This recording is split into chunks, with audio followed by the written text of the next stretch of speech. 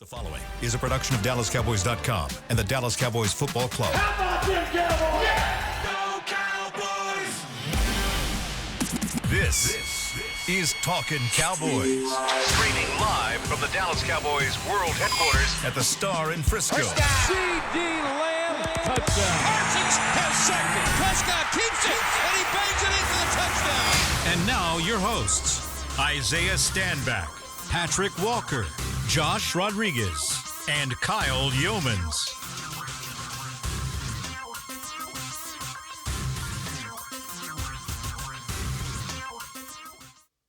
Hey Cowboys Nation, how's it going? Welcome into a Monday edition of Talkin Cowboys, presented by Black Rifle Coffee Company, live from the Star in Frisco, Texas, in the SWBC studios. Yeah, that's about right. We've got Patrik Walker, Josh Rodriguez, Isaiah Stanback. I'm Kyle Youmans. That's Chris Beam with the sounder in the back. Let's talk about it. I want to talk about it. 30-24, the final score. San Francisco does it again. They were without Christian McCaffrey, without Juwan Jennings, without Brandon Ayuk, without Drake Greenlaw. That's not even the full complete list. And they still find a way to kick the Cowboys out of Santa Clara with a loss. Yeah, I was going to say something else, but I had to pivot a little bit. I'm glad you did. But they did not play well. It's another loss. The Cowboys are 3-4. It's their first road loss of the year. They give up over 240 yards through the air, 220 yards on the ground. It was a balanced attack from Kyle Shanahan and company. But hey, guess what? The sun came up today, thank goodness. It didn't feel like it would after last night. Patrik, what time did you get in? We touched down around 4-ish, a little bit after 4 a.m. I got settled into bed around 5 and no point in going to sleep, so I rewatched the game from last night, and now here we are. Did you feel better about it after watching it? So I rewatched the game, and sometimes you do, right? Sometimes you feel better. Sometimes you feel worse. Absolutely. When you go back and you look at the film, it's sometimes even after a loss, you're like, okay, they're not far off. This is not that game. I was going to say, what would have led me to feel better about it? I don't know. No. I think if anything, it made me feel worse after all. To answer Isaiah's question, you could say things like, oh, well, the Dak and CD connection finally came alive in the fourth quarter. And, yeah, you could. I said you could. I won't. Yeah. I won't because, I don't know. I mean, the defense took their foot off the pedal at that point and felt like it, let them come back. And then when they needed to step up in that final drive, Yeah, I mean, let's talk about these notes. Losses. Oh. So,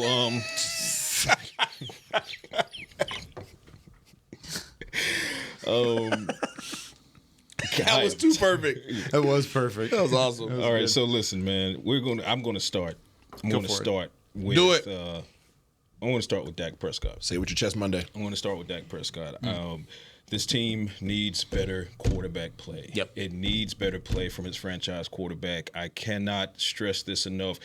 Last week, for the past 2 weeks because it was a bye week, you guys sat here on this panel and you heard me say it, the viewers and the listeners, you heard me say it, I needed to see more from CeeDee Lamb, right? I saw more from CeeDee Lamb last night. Yeah. Front to back, whenever given the opportunities, whenever given the targets, I saw more from CeeDee Lamb. I saw better routes. I saw better effort. I saw him catching the ball. I saw him getting yak. I saw him doing CeeDee Lamb things, okay? But what I didn't see was Dak Prescott doing Dak Prescott things, okay? And when I say Dak Prescott things, I'm talking about the things that, throwing for 4,900 yards in a season and almost 40 touchdowns. I'm talking about the All-Pro from last year. I'm talking about the MVP runner-up from last year. That's what I'm talking about. You asked me last week, you said, how would I gauge Dak Prescott's play through the first 6 games? What word did I use? I forget. Average. I said average. Okay, well, now we're below average. Yeah. Oh. Now we're below average when you talk about the events of yesterday. And I love a tweet that Kyle put out there with the roller coaster gif with Dak Prescott's numbers. First quarter, solid. Second quarter, third quarter, fourth quarter came back up. Okay? When you're Dak Prescott and you're up against pressure, you're going to be up against pressure. Your offensive line has shown inconsistencies with being able to block, okay? So there was a great chance that was going to happen yesterday, and it did. In the face of that pressure, how did you react? Through 2 interceptions, okay? And the second one could not be more unforgivable. could not be more unforgivable. He said it himself too. Correct. That was a Matt Castle throw, right? That was a Ben DiNucci. That was a Brandon Wheaton. Right? That particular throw, that should never happen from Dak Prescott. Yeah. No. Caleb Williams? He called it boneheaded. No, I'm not even going to put that on Caleb.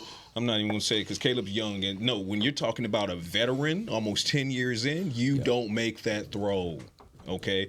And then the first interception or the one with Jair Brown, he took it. That was in the face of pressure nonetheless. But Dak Prescott, where were the legs as well? We talked about this last week. I wanted to see Dak Prescott use his legs more. One of the reasons Brock Purdy was successful yesterday and in getting the 49ers out of the slump they were in that first half is because late in the second quarter, but then especially in the third quarter, guess what he started to do? He started to run. He started to take off and run. Some of those were designed. Some of those were not designed. 8 for 56. 8 for 56. Dak Prescott ran how many times yesterday? 0. No, he ran 1. Oh, my bad. How many yards did he get? -1. -1. 1 for -1. -1.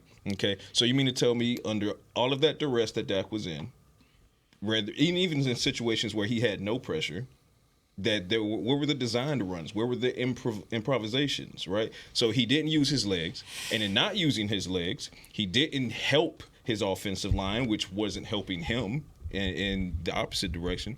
But then also he had the rollouts. But if I'm a defender, if I'm a linebacker, if I'm a defensive back, I don't care about your rollouts because you've shown me there's no threat to you actually running past the line of scrimmage. So all I got to do is keep covering. I don't have to crash down. It's almost like we talked about that. I don't have to crash down when you're Brock Purdy and you roll out. If I'm a linebacker or defensive back, I'm thinking to myself, do I need to crash down? Do I need to stay in coverage? You're not putting the defenders in position to have to make these split-second decisions. You're making it easier for them. Now it's no longer a trend. It's full on. He will not go past the line of scrimmage. And he will not pick up any problematic. That's problematic for me. That's problematic for me. In a game like that, when it's close, you got the lead going into halftime. You should be feeling good. Your defense was doing its job for the first 2 quarters, held them to only 6 points on their own field. Heavens to Murgatroyd, that actually happened. And then now your defense needs you in the third quarter because Kyle Shanahan made adjustments. And your come on forward. Come on forward. Right. And then your defense is basically is getting ran through in the third quarter because of Shanahan's adjustments. So now, as the quarterback, they tried to help you. Right? You were only able to score 10 offensively. I know I'm running long, but I'm tired and I'm frustrated. You only scored 10 when your defense held to 6. Now your defense is falling apart in the third quarter. Now really, hey, franchise quarterback, need you to put this, interception. And from the 30, your own 30, 35 yard line. That was a backbreaker. Bad breaker. And guess what? They went and scored a touchdown off of that. Yes, and did. Did you lose by a touchdown? Yes, you did. You lost by a touchdown. Okay, so you put yourselves in a hole that you then had to try to climb out again, but this is not the Steelers in Pittsburgh. This is the 49ers in San Francisco. And the team needed everybody to play up. But my last point on this one, and I'll pass it off. On Friday, we said that when you have so many injuries, be it the 49ers or the Cowboys, the role players have to step it up. But that means the stars that are present need to shine brighter. CeeDee Lamb did. Did Dak Prescott? No. All right. You brought up something that I won't argue. You said Dak Prescott was not doing Dak Prescott things.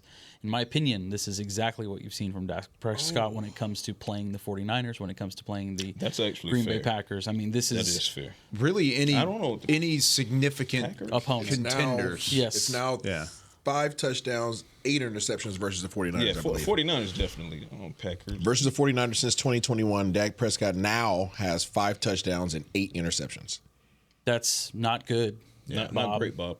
Not great, Bob. And again, we've seen him play better, and that's why yesterday was not just yesterday. Let me not micro it. Let's macro it on this one. When you look at the trend that's happening over the last 2 to 3 games, maybe last 2.5 games, trending in the wrong direction. Yeah. And we talked about how he needed to be basically flawless. If the receivers were not helping him get open to catch his throws, I mean, it was bad on him. It really was. He needed 0 errors in this game, and you saw quite a few. And even on the potentially game-winning drive, 4 straight incompletions, and the first throw was inexcusable. I mean, it was into triple coverage. That would have been a interception. Pressing. Fred. I think it was Fred dropped it. Yeah, yeah, dropped absolutely. it. And if that's him playing hero ball, if that's him being Superman, like yesterday was Doomsday. It was awful. DC reference. Absolutely, I like that. It's not good, man. I don't know what. I don't know what you do with that. Is that receivers? Is that running game? Is that the offensive play calling? Because I think we all know Dak Prescott is a good quarterback. But in these circumstances, obviously against the 49ers, obviously against the Packers, he's just not getting it done, man. Yeah. What do you think? Well, you guys are talking about offense. I figure we might as well even this thing out and go to the other side of the ball. Let's do it. Because I got notes on them, too. Cook up. I have notes and receipts. I don't like what I'm seeing. CVS receipts. Yeah, long ones. Long ones. With coupons on That's them. right. Costco one where they circle it at the bottom. Okay, I'm circling it right now. Cook up. I've been saying this since before we hired a D coordinator. I don't like what I'm seeing out here right now. Reason being, my concern after the hire was made was that, and we can go back, Beamer, somewhere along the way, and I think I remember saying that my concern is that these guys are going to become players, shadows of what they are, as shadows of what they were underneath Dan Quinn. Meaning that personnel is no longer highlighted for what they do best.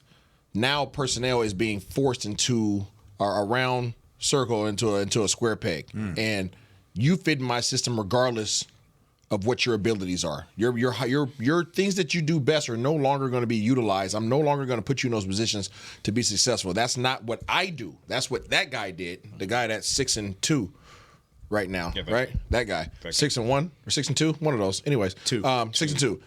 That guy highlights his players, right? We're not doing that. We're going to run a system that you guys are going to fit into, and you're not seeing guys make plays. There were guys who dropped interceptions yesterday. There were some things like that happened. But my concern is the consistency of inconsistency.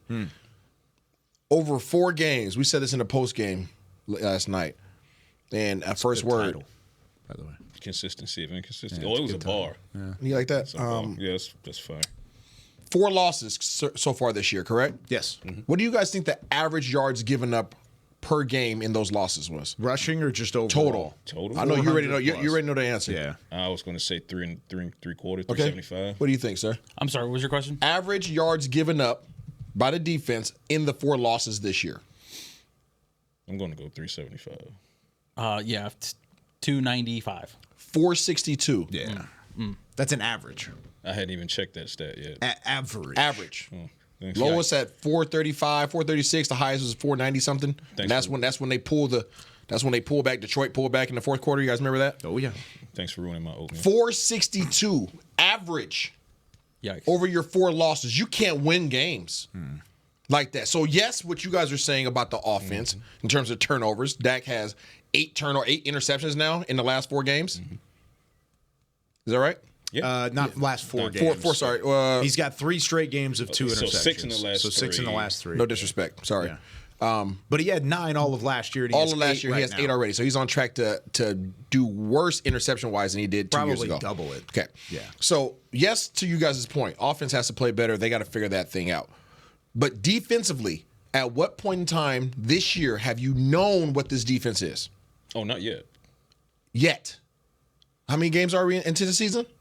Well, we're going into week 7 games into the season plus 3 preseason games, correct? I'd argue you had a good sample size week 1. I feel like you understood what they were supposed to do. Did you know who they were? Or were you just getting a snapshot of what you thought they would or should be? Okay, so at no point in time this year did you know what this defense is. They have 0 identity. Yeah, I think that Cleveland game has now proven itself to be the exception, not the rule. Correct. Right. So my concern, going back again to the receipts coming into this year after the hire was made, was too much time has gone by. Right? That scheme, I don't think that it's evolved with this type of game that's being played today. Right, the players are not going to be able to be who they are. They're going to be shells of who they once were. All that's come to fruition now. All that's come to fruition, and I am concerned that if there isn't something changed on that side of the ball, I don't care scheme, I don't care personnel, I don't care what it is. Something has to change. I'm not going to lean on it too heavy. Something has to change. or you're going to see more of the same. Let me ask you this: if Micah or DeMarcus Lawrence were in any of these games, do we win those? No. games? No. Now, do you get more pressure? Probably. Right. But You if still don't. even if you go back, Hopefully, not even if you go back to D-Law is your best run defender. Yep. Mike is your best pass defender. Yes. Your pass rusher. Neither of those guys were absolutely lighting it up when they were healthy. Again, not because of the players, and I'm literally putting this into context. These are the same players. Yeah. This isn't can these guys play. These are the same guys that we've seen be highly successful in another scheme. And now all of a sudden, you don't see that. And coming out of last year, coming into this year, we thought this defensive roster, this side of the ball, was much more improved from last year. Well, and the thing from Mike Zimmer, just by a personnel standpoint, from Mike Zimmer, we were expecting all these disguises. We were expecting all this different switching and confusion for an offense. And oh my gosh, it's going to really test everybody quarterback wise. Let me finish here. The point that I'm saying is we saw that in Week 1 against Cleveland. Then we had the loss in Week 2. Then you lost in Week 3. And things started kind of unraveling. You started hearing murmurs that it was too complex. It was too tough for this defense to pick up. And then all of a sudden, all of that just vanished. All of that disguise just vanished. Because you watch the film, you watch the film. Yeah. We all watch the film, and you say, okay, here in training camp, when we're in practice, it's like, oh, wow, that looks cool. That's a cool concept. That's a cool coverage. There's different ways to get to that spot. Oh, my gosh, they're running it great. And then they did it in Week 1. It's like, oh, my gosh, there we go. We've got some dudes on defense. And then it goes away, and it just fades off into the distance. There were a couple things at the line of scrimmage yesterday. They ran some pre-snaps, switches, and not motions, shifts at the defensive line side of things. They were working movement at times. But then what did San Francisco do? They counteracted that, blew it up, and then there was a wide open hole for guys like Deebo Samuel and George Kittle. They turned Brock Purdy into a threat on the ground. Absolutely. And then the defense didn't know how to catch up. That's a thing, huh? Yeah. Apparently you can do that as a quarterback. I want to paint this picture real quick to help the fans understand what I'm referring to. Right. When I talk about not adjusting with the times, we've seen it this year where we haven't matched personnel defensively. Yeah. And people need to understand what this means.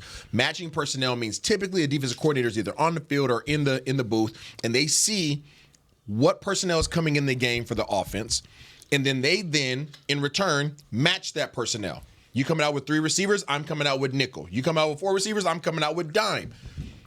Dallas this year, for the most part, right? They do it occasionally. For the most part, stay with their base. They like to stay base, right? Now, that's not to say they don't match at times, but they like to stay base. They want to keep their linebackers on the field. Which is something we didn't necessarily anticipate early on. So by doing that, just to give you an idea of how predictable this is. In the opening 15 script, most offenses write down their first 15 plays. Yep. All right. And they say, we're running these 15 plays no matter what, unless something crazy happens and situation changes. Okay. When you write up those 15 plays, you write them up confidently because you have either you're A, trying to see how they're going to play you, or B, I know what they're going to do.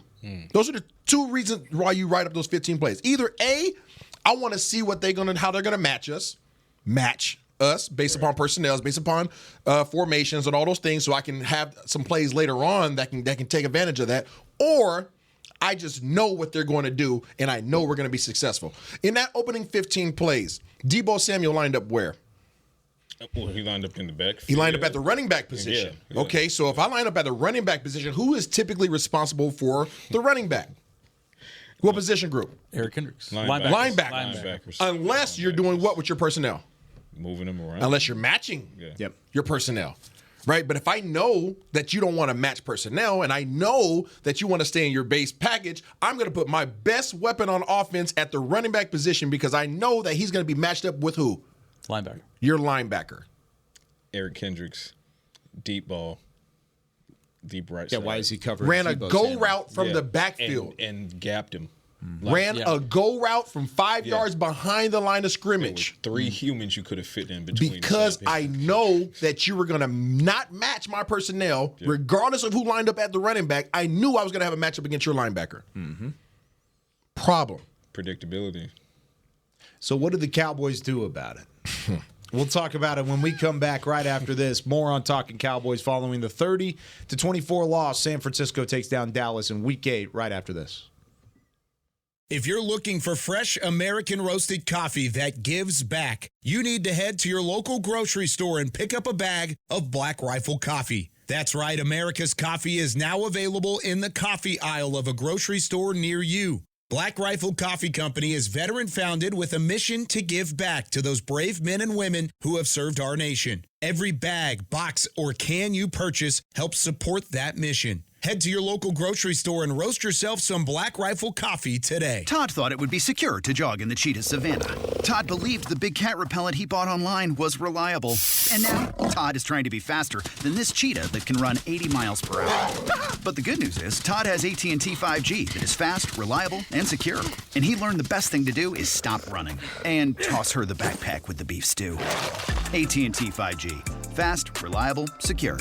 5G requires compatible plan and device. 5G may not be available in your area. See att.com/5G for you for details. It's the official men's skincare brand of the Dallas Cowboys, Jack Black. And right now, Cowboys fans can get 15% off their $75 order. Plus, because every deal needs a playmaker, your order will include a free 5-piece skincare set and free shipping. The Jack Black Playmaker is 4 of Jack's favorites and a full-sized intense therapy lip balm. Make a play for the Playmaker at getjackblack.com/Cowboys with the code Cowboys VIP. That's getjackblack.com/Cowboys with the code Cowboys VIP. If you shout, "How about them Cowboys?" you have that undeniable passion that's the heart of Cowboys Nation.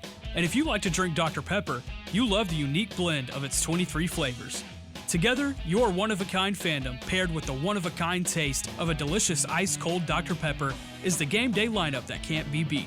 Better yet, gather your Cowboys and Dr. Pepper fan friends to watch the next game and crack open a delicious ice-cold Dr. Pepper for everyone. The wins will be even tastier. It's a pepper thing.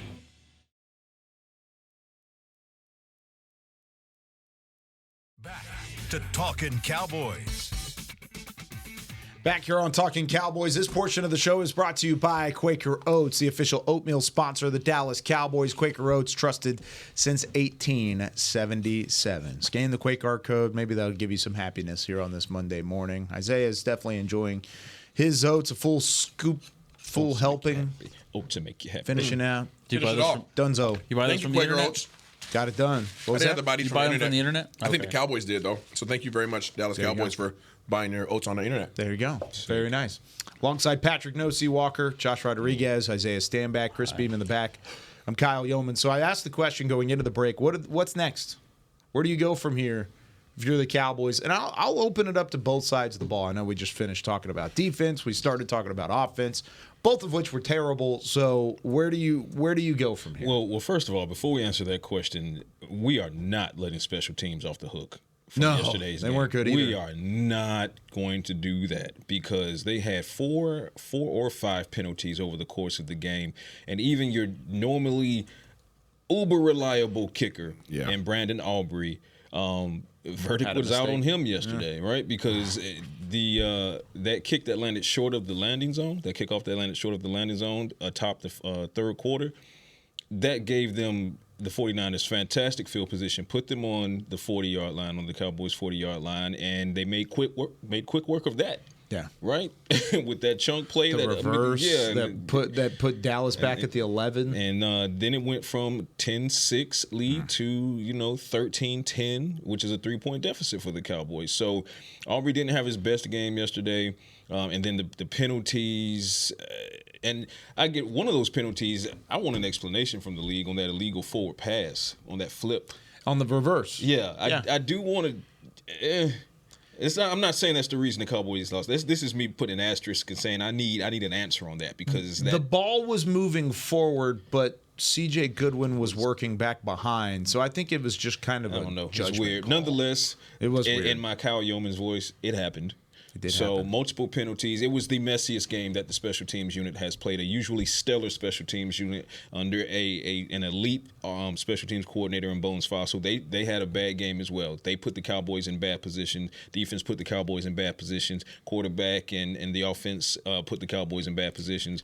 And still, you only lost by 6 points, which means you should have won this game. Yeah, I think that happens. I mean, it's hard to have the best special teams unit in the league, basically, for them to skip out, not skip out on this game, but like not play to their efficiency basically in this game. And that's tough. However, you were more than in position to win this game. Like it all. You talking about like at halftime? No, I'm talking. I mean, you had the ball in the final 2-3 minutes of the game. I mean, I think you were in position you had regardless a shot to go down and win it, but I don't think Without these mistakes, you have the lead in the fourth quarter. Yeah, You're not trying to come back. You have the lead. I don't think this team deserves to be in the fourth quarter. Maybe a comfortable lead.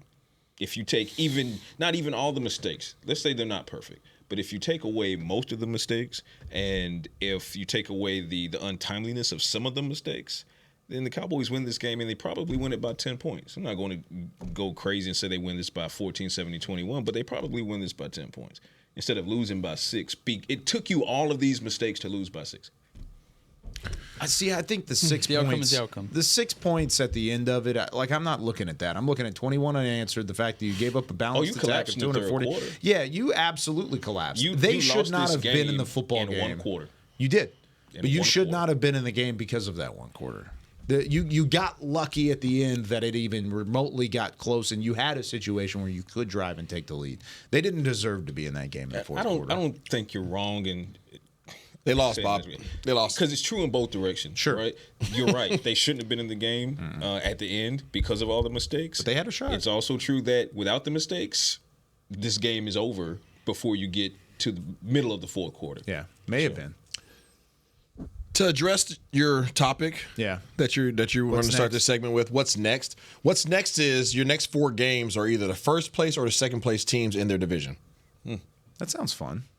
With the Eagles being the worst of them in terms of the worst of the rankings, best. records, the worst of the best.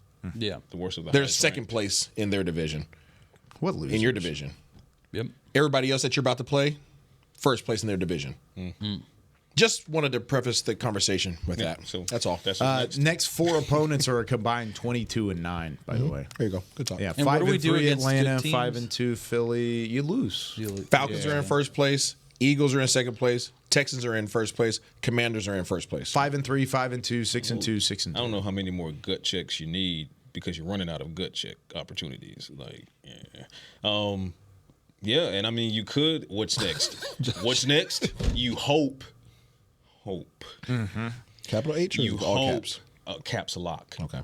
Right. You hope that the return of Micah Parsons, which soon comes, and the return of DeMarcus Lawrence, which soon comes off of IR. You hope that those 2 additions help the defense, right? Yeah. You hope that the re-addition of Brandon Cooks, which also soon comes. Please. And I said this in the press box yesterday. I think Brandon Cooks, a healthy Brandon Cooks, catches that ball that Kevontae Turpin couldn't come down with on that potential come from behind drive, right? So you might have been Dak's best throw. That was a dive. It was his best throw. Yeah. And in a situation like the game he had yesterday that we're talking about, your quarterback is struggling. Yep. He's playing poorly. So when he makes that throw, Momentum killer. reward your quarterback. Momentum killer. But it's a two-sided coin. I mean, because right before that, he throws the worst throw. Terrible of the game. throw. I mean, it's literally that's a microcosm of how the play has been at the quarterback position this year. But it's a microcosm of everything. That's what right? I mean. It's like receivers getting open. It's all of it. When your quarterback makes when he's having a bad game and he finally makes that great throw and the game is on the line, make the catch.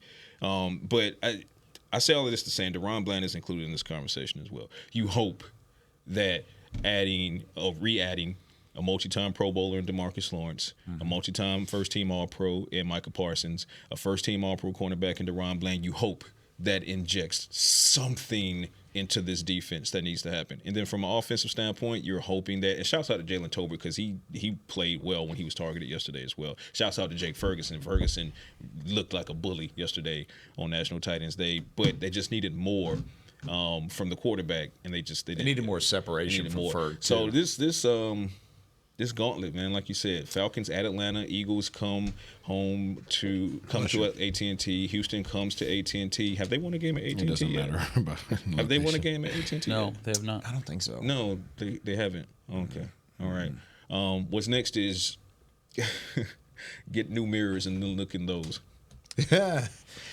I want to go on a time machine, guys. I want to go back to week 3 of the NFL season, or following week 3, when the Cowboys fell 28-25.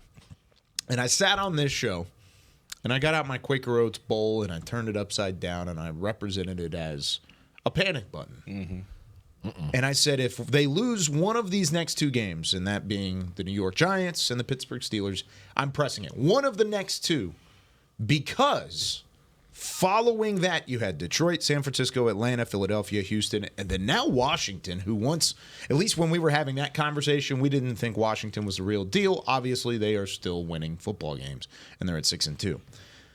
I'm there. I'm pressing the panic button. I don't have my Quaker Oats bowl in front of me, but I'm pressing it. Cup. Because, I don't want to smack the coffee cup. That Black Rifle coffee may not hurt, or may not feel very good. I'm pressing the panic button because you've got Atlanta, Philadelphia, Houston, Washington, and I have zero faith that this football team can turn things around. Zero. Call me Jodie Foster, because I am in a panic room. There you go. Okay, sounds good. I'm usually the optimistic one of the group because I usually look ahead and I say, okay, there's this way you can grow, there's that way you can grow. I completely agree with what Patrik is saying here. Completely agree.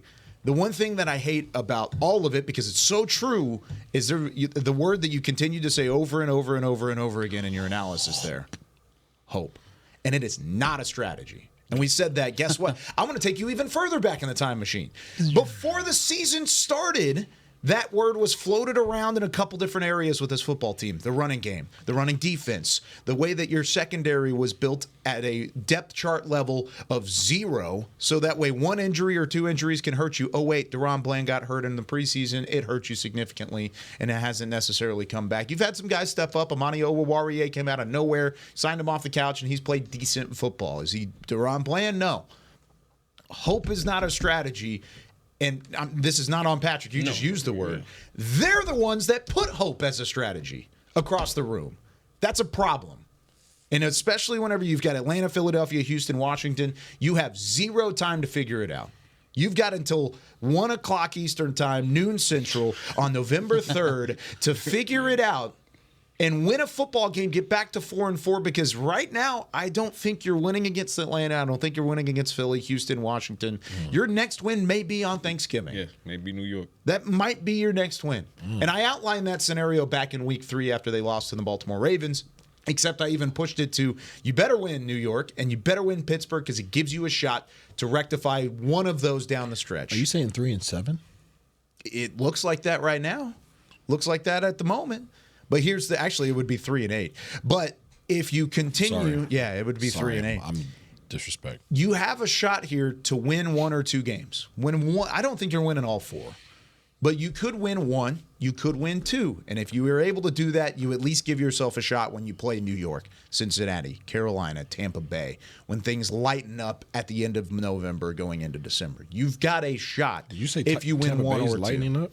They're banged up. They don't have Mike Evans. Not they by don't that have time Chris of the Godwin. year. Chris Godwin's out for the year. Yeah, I know he's out. Yeah, Mike Evans may not be back by then. Who knows? But there's a lot of things that you can do over these next couple of weeks. He'll be back. You just got to win 1 or 2. Well, statistically, you're not out of the race. I mean, you have so many divisional games left. I just don't have hope. That's the problem. Yes. Scientifically, you're not, but realistically, in the real world, Science.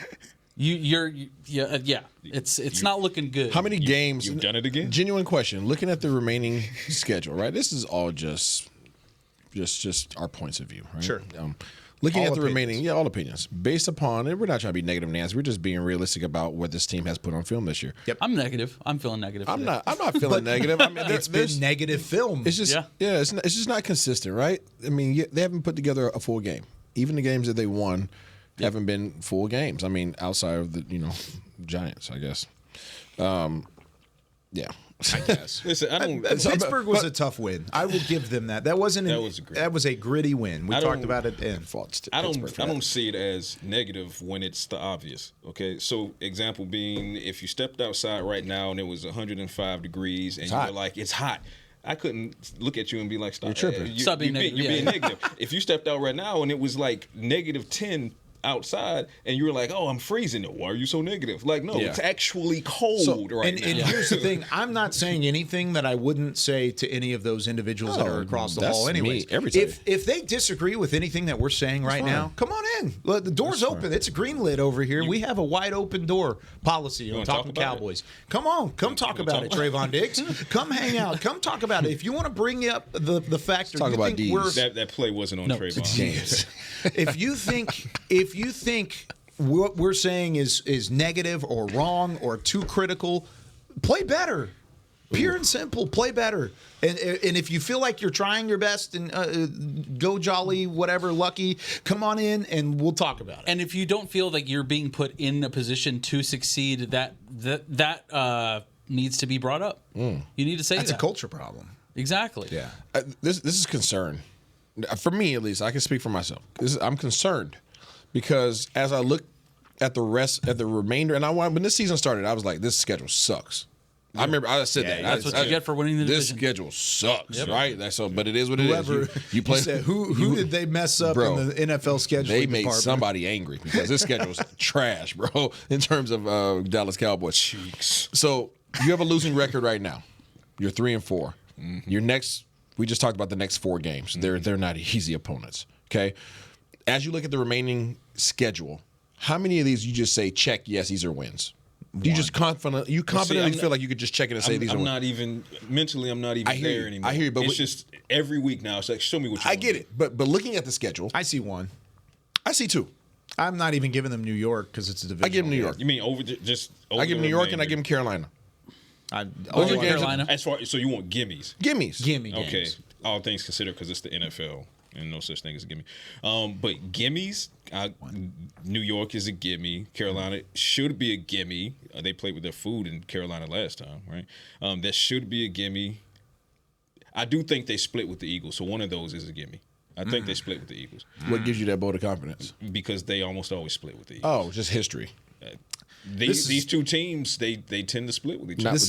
This is the worst team I've covered since I've been here. But I will also say with a healthy quarterback. Yeah, that's exactly right. Week 17, assuming they would have dropped the one in Arlington to Philly. Week 17, you have to assume that they'll be mostly healthy because these guys are coming back, right? So I think it'll be a different team that plays Week 17. Philly versus both. So Kyle, it's just I'm not there. And I love Isaiah. But I don't like the question. The reason I don't like the question is because you're asking me to look beyond. It's all hypothetical. Yeah, you're 3-4. Yeah. You lost 2 in a row. The second one came off of a bye week, and off of a bye week, you had so many self-inflicted wounds in all 3 phases of the game. You're not improving in the ways you need to be improving. You're about to go to Mercedes-Benz in Atlanta against a red-hot Falcons team who, as we stand, are a better team than you right now. I'm trying to get to and through Atlanta and then see what happens on the the other side of that.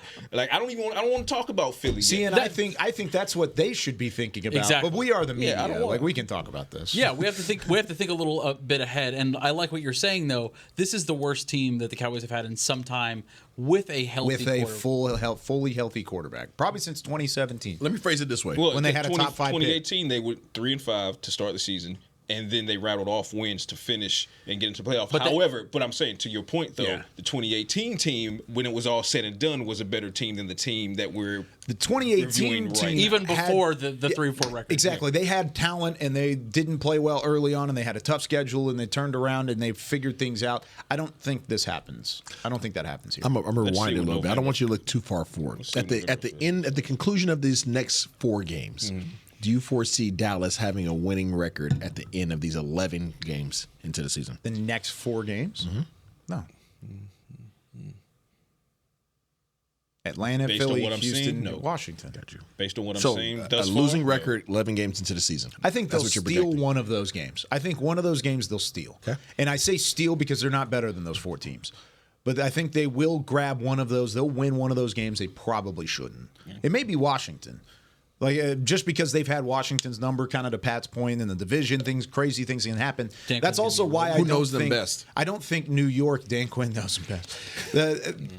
That's why I'm not giving New York as a gimme win yet, because New York beat a Seattle team that's better than you right That's why I say it's the Matchups are different. NFL. Matchups It's the NFL. It's a week-to-week basis. Matchups are matchups. I love Isaiah. I hate the question. Yeah, I know. I understand. I just want you to have a little All right, foresight. That's we all. got to take our second break. When we come back, I want to address what happened post-game really quickly outside the locker room in Santa Clara. Just real quick. We'll talk about it when we come back right after this on Talkin Cowboys. Todd thought it would be secure to jog in the cheetah savanna. Todd believed the big cat repellent he bought online was reliable. And now, Todd is trying to be faster than this cheetah that can run 80 miles per hour. But the good news is, Todd has AT&T 5G that is fast, reliable, and secure. And he learned the best thing to do is stop running and toss her the backpack with the beef stew.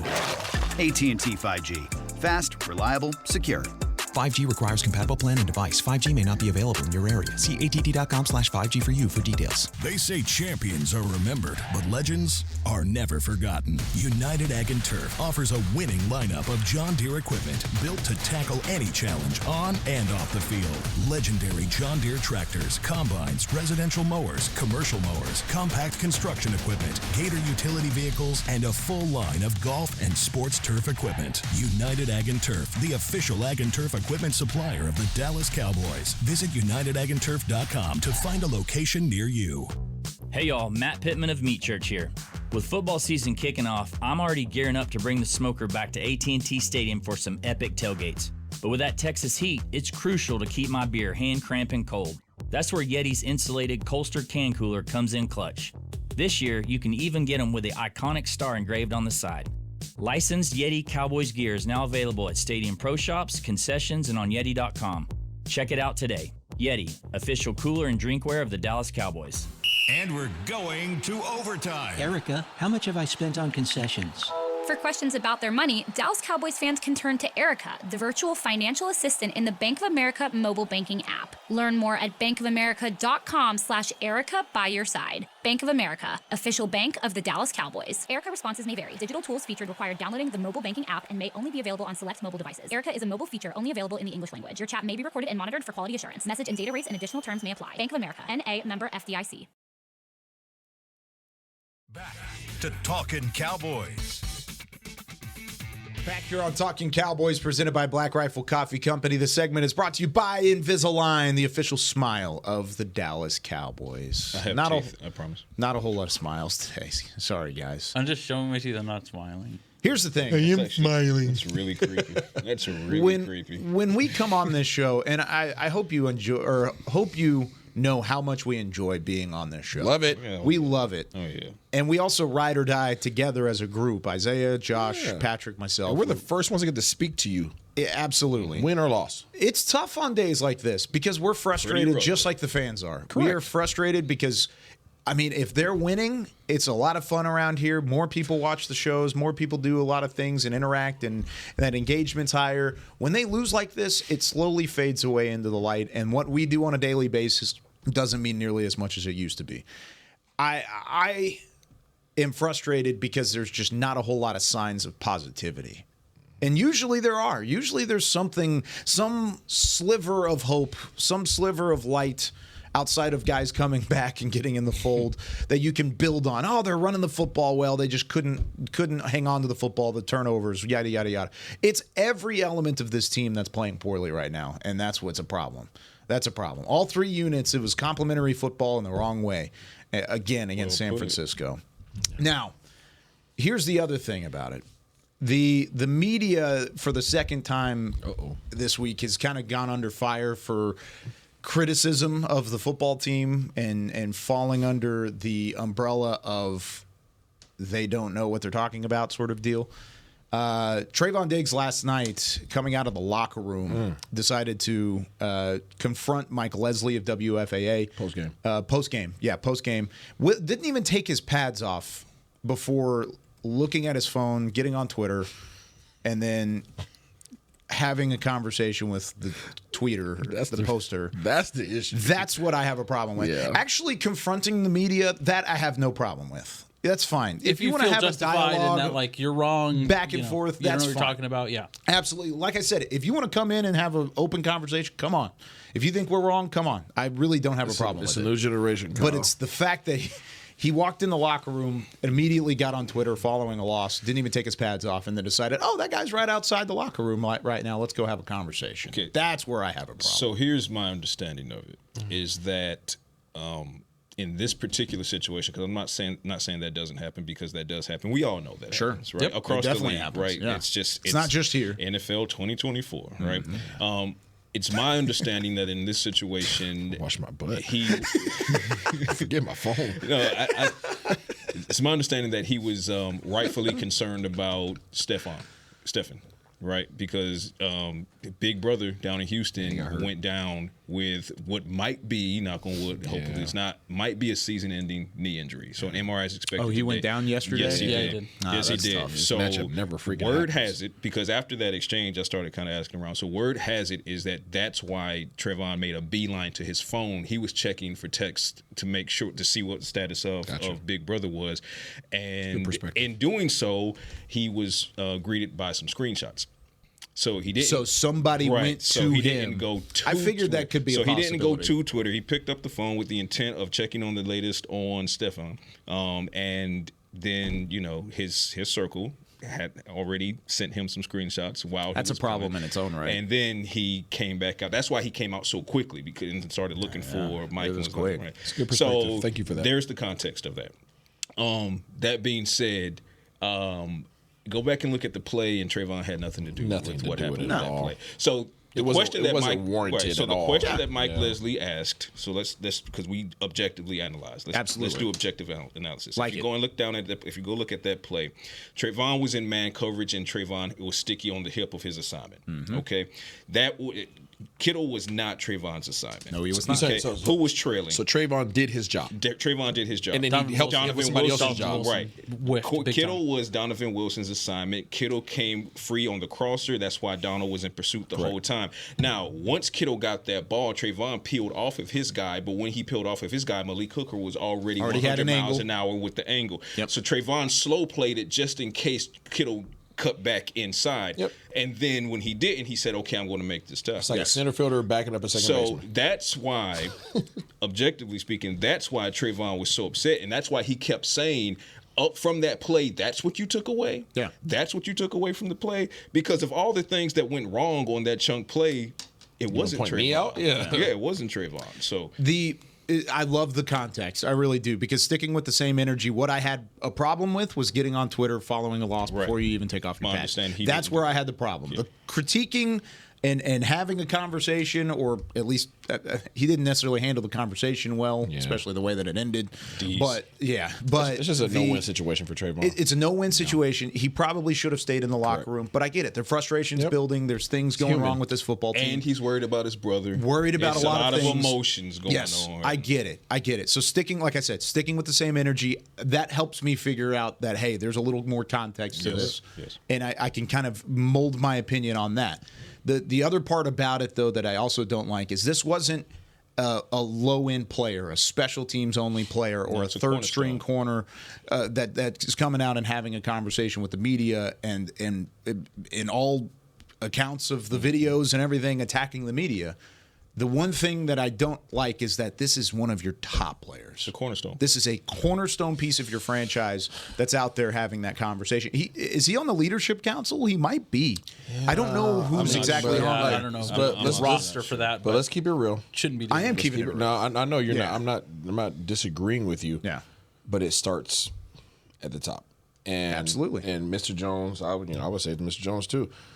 When you show that flaw or that kink in your armor, then you can only expect that behavior to be reciprocated, right? Comes from the top down. So, yes, I understand that Trevon can't do that. He knows he can't do that. No, he can't. Right? But at the same time, when leadership has shown that they've done it, I too deserve a pass. I'm just saying that's just a natural human mentality. Yeah. It's the reason why It's human coaches, nature. it's human nature. That's the reason why coaches have to carry themselves a certain way. It's the reason why, Tomlin carries himself this way. It's the reason why Coach Belichick, everything that Coach Belichick was with the media, all his players were with the media, right? It's just you follow the leader. That's just how it goes. So Mr. Jones had something that he wishes he could take away a couple weeks ago. That happened. Now this happened. And it's just like, dang, I wish I didn't do that. But that's all right. He got a pass. I get a pass too, right? I'm just saying. I'm not saying it's okay. And He'll will get a pass. Yeah. But I'm just saying it's easier to make those mistakes when people who are above you in your organization have made those same mistakes. Yeah. It's tough. Trevon wasn't wrong, though. No, he wasn't. The way he handled it wasn't. Could have been better. It could have been better. But again, it's a 26-year-old flooded with a lot of emotion. You just lost a tough one, and you're worried about the status of your brother, and then you get greeted with that in your phone. Yeah. I hate that. I hope that the diagnosis is better than what we're expecting it to be. But as soon as it happened, I said, doggone it. Not only do I feel bad for him, Stephon, but I'm like, this matchup never happens. Yeah. The brother. It never happens. Same thing. You can't just get it. So hopefully we do, hopefully it happens. But we'll see. We'll see. Yeah. All right. Well, guess what? Tomorrow, we've done our talking. We've kind of reviewed the game. We talked Cowboys? We talked some Cowboys today. Lots. Tomorrow, we're talking to Cowboys Nation. We're going to take some calls. 888-855-2297. Top rope. Bring the heat. It's a brawl. Bring it. This is a below 500 football team. You are what your record says you are. You are 3-4. Don't say it like that. That's true. That's what it is. The facts are the facts. The facts are the facts. No. He needs to know. Need to know. That does it for us today. I hope you enjoyed it, and maybe it made you feel a little bit better after yesterday. We've got a lot of football left. Doesn't mean it's going to be good football, but there's a lot of season left, and we're going to talk about it. It's there. We'll be here. It's there until it's not. Win or lose, we will be here. For Patrik Walker, Josh Rodriguez, Isaiah Stanback, Chris Beam in the back, I'm Kyle Youmans saying so long from Talkin Cowboys. We'll see you tomorrow. This has been a production of DallasCowboys.com and the Dallas Cowboys Football Club. How about this, Cowboys? Yeah!